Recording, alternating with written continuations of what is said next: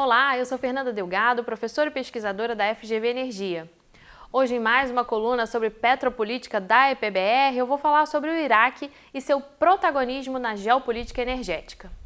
O Iraque é um país localizado no Oriente Médio, na região histórica da Mesopotâmia, compreendendo entre os rios Tigre e Eufrates. Possui uma área de 428 mil quilômetros quadrados, uma população de 39 milhões de habitantes e um PIB de 230 bilhões de dólares.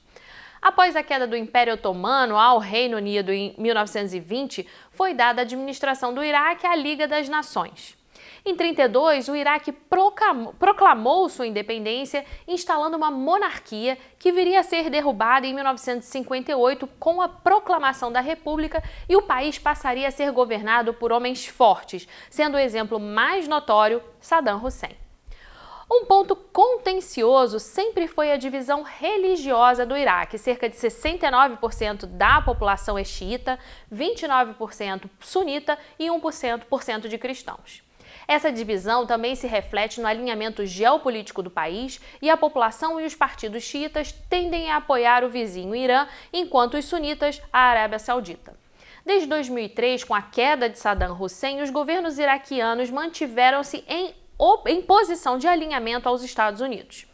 O Iraque atualmente faz parte de uma série de organismos multilaterais, entre eles a Organização para a Cooperação Islâmica, o Conselho Árabe para a Unidade Econômica e a OPEP, que a gente conhece, a Organização dos Países Exportadores de Petróleo.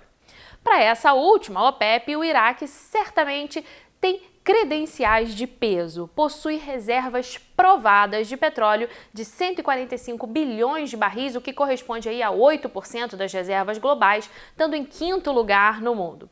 Tem produção de petróleo de 4,2 milhões de barris por dia e é o quinto maior produtor nesse quesito. Sua demanda de petróleo é de apenas 0,9 milhões de barris por dia e sua exportação de 4 milhões de barris por dia, sendo o terceiro maior exportador do mundo. A história de exploração de petróleo no Iraque iniciou-se com a Turkish Petroleum Company, quando, em 1925, a empresa obteve uma concessão com o governo para explorar durante 75 anos petróleo no país. Todavia, a produção só começaria dali a 2 anos e só ganharia força em 1928 com a assinatura de uma parceria por meio do Acordo da Linha Vermelha entre a Turkish Petroleum e uma série de companhias americanas, a Standard Oil de Nova York, a Gulf Oil, a Pan American Petroleum e a Atlantic Richfield. A Turkish Petroleum, como maior acionista, além da Anglo-Persian Oil, a Royal Dutch e a Compagnie Française de Pétrole, cada uma com 23% do total das ações da companhia. Vale ressaltar que, à época, a exploração de petróleo no Oriente Médio era toda feita por companhias estrangeiras. Em 29, a Turkish mudaria seu nome para Iraq Petroleum Company e, em 31, iniciava aí a construção de 2 oleodutos na direção do mar Mediterrâneo. O Acordo da Linha Vermelha duraria até 1948, quando as companhias americanas se retiram da região.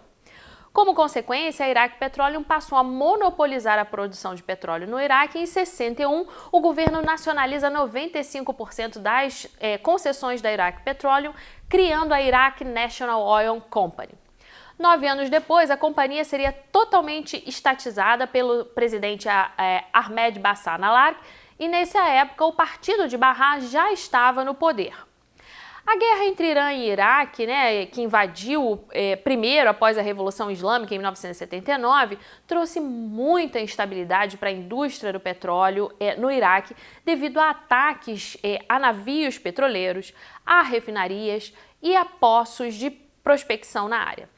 O mesmo tornaria a acontecer depois com a Guerra do Golfo em 1991, quando o Iraque tentou anexar o Kuwait, que é o detentor da 6ª maior reserva de petróleo e gás no mundo, em uma área de apenas 18 mil quilômetros quadrados.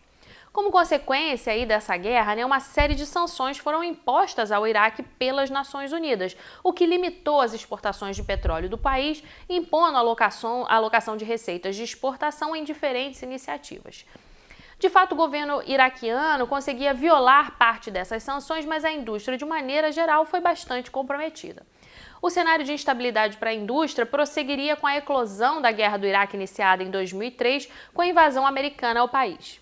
Em 2007, terminada a guerra, o novo governo passaria a permitir que companhias petroleiras de diferentes regiões entrassem em acordo com companhias estrangeiras sob a supervisão do Conselho Federal de Óleo e Gás. E dessa forma, o país voltava a uma lógica de mercado que fora suprimida com a estatização da Iraq Petroleum Company em 1970. Na década subsequente, o Iraque assistiu a um aumento muito significativo da produção de petróleo, o que continua até hoje.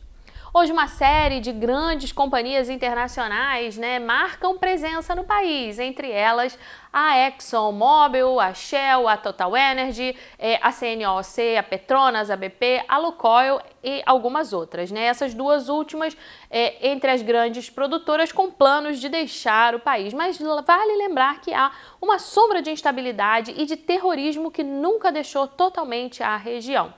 O Estado Islâmico, que chegou a governar grande parte do território do Iraque e da Síria, envolveu-se na apropriação de campos de petróleo de forma a promover vendas ilegais. O Estado Islâmico foi praticamente derrotado, mas as tensões entre a maioria xiita do Iraque e a minoria sunita persistem, ainda mais considerando um contexto de maior animosidade da parte do Irã contra os Estados Unidos, que se reflete no Iraque com milícias armadas pelos estados vizinhos e maior influência dos partidos políticos simpáticos à República Islâmica.